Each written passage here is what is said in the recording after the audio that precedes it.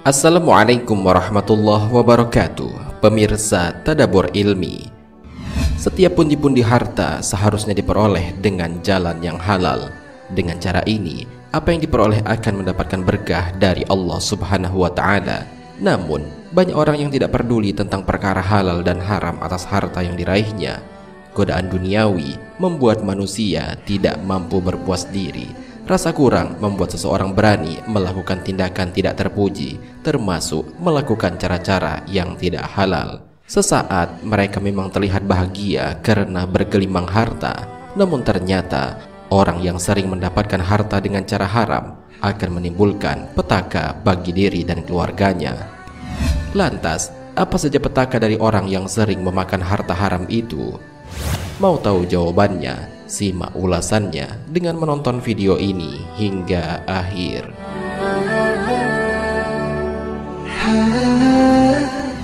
Sebelum lanjut, bagi kalian yang belum subscribe, silahkan untuk menekan tombol subscribe terlebih dahulu. Aktifkan lonceng notifikasinya. Bagikan video ini kepada teman-teman kalian agar semakin banyak orang yang mendapatkan manfaat dari channel ini.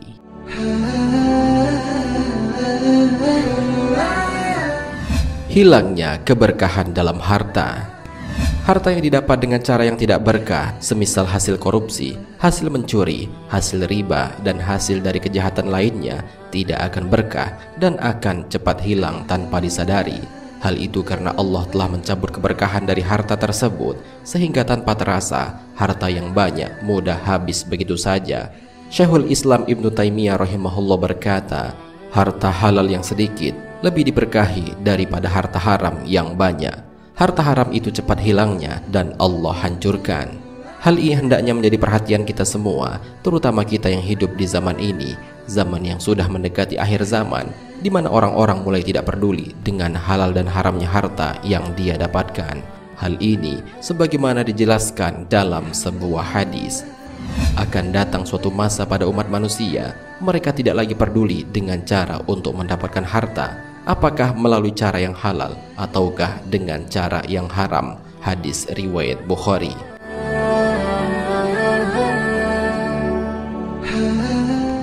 Gelapnya hati dan malas beribadah.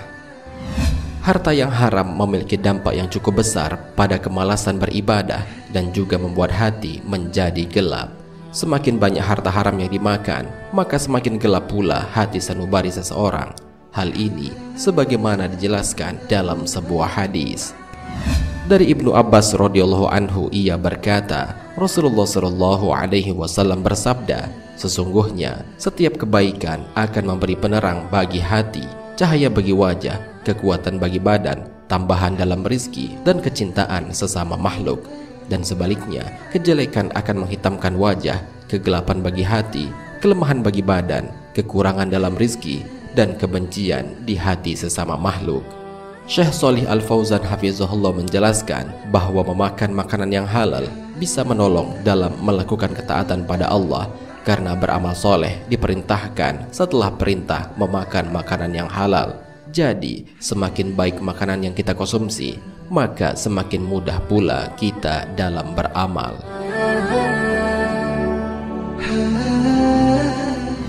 Menjadi sebab terhalangnya doa kepada Allah. Harta yang haram juga akan membuat dosa yang dipanjatkan kepada Allah Subhanahu wa Ta'ala menjadi terhalang. Dalam sebuah hadis, Rasulullah Shallallahu alaihi wasallam mengisahkan tentang seorang musafir yang terus berdoa kepada Allah Subhanahu wa Ta'ala. Waktu itu merupakan saat yang mustajab untuk memohon doa kepada Allah. Namun ternyata doa yang dipanjatkan oleh musafir tersebut ditolak oleh Allah karena ia memakan harta yang haram. Nabi Shallallahu alaihi wasallam bersabda, padahal makanannya haram, minumannya haram, pakaiannya haram, dan ia dikenyangkan dari yang haram. Bagaimana mungkin doanya bisa terkabul? Hadis riwayat Muslim. Sedekah yang diberikan tidak diterima. Bersedekah merupakan amalan yang dianjurkan dalam agama Islam. Akan tetapi, Apabila sedekah tersebut dilakukan dengan menggunakan harta yang haram, maka hal itu malah menjadi sebuah kesia-siaan belaka, karena hal itu tidak akan diterima oleh Allah Subhanahu wa Ta'ala. Hal ini sebagaimana dijelaskan dalam sebuah hadis. Tidaklah diterima sholat tanpa bersuci, tidak pula sedekah dari gulul atau harta haram. Hadis riwayat Muslim.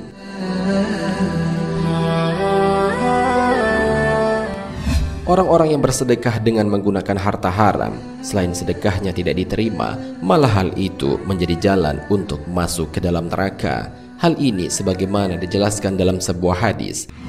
Barang siapa mendapatkan harta dengan cara yang berdosa, lalu dengannya ia menyambung silaturahmi, atau bersedekah dengannya, atau menginfakkannya di jalan Allah, ia lakukan itu semua, maka ia akan dilemparkan dengan sebab itu ke neraka jahanam. Hadis riwayat Abu Daud.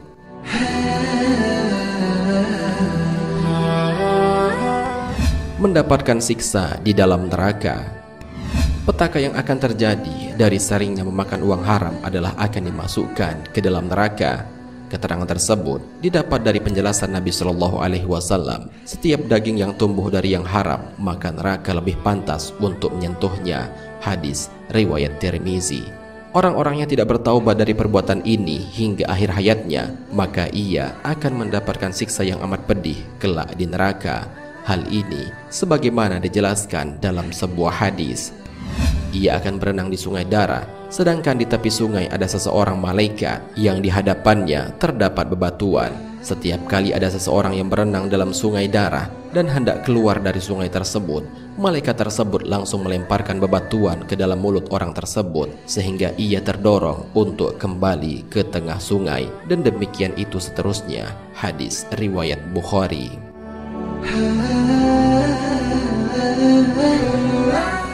Pemirsa Tadabbur Ilmi, demikianlah informasi mengenai 5 petaka yang ditimbulkan dari seringnya memakan uang haram.